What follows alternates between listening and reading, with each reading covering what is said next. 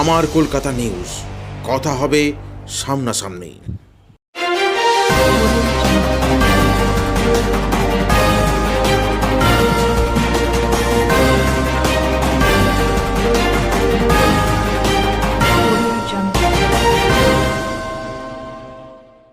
বেআইনিভাবে গরু পাচার করতে গিয়ে গ্রেফতার 2 অভিযুক্ত। রবিবার রাত 11টা নাগাদ গরু বোঝাই একটি ছোট হাতি আসছিল দিল্লি রোডের দিক থেকে।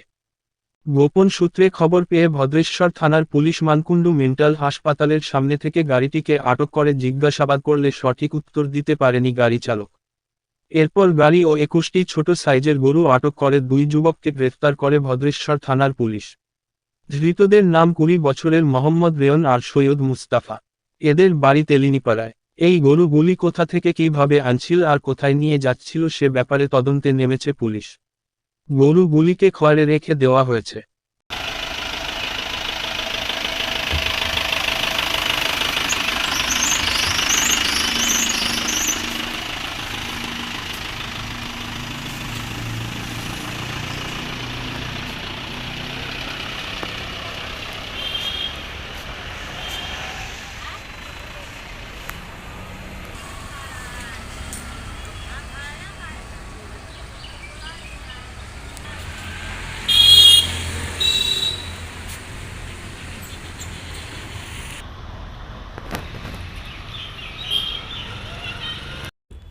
আমার কলকাতা নিউজ, কথা হবে সামনাসামনি।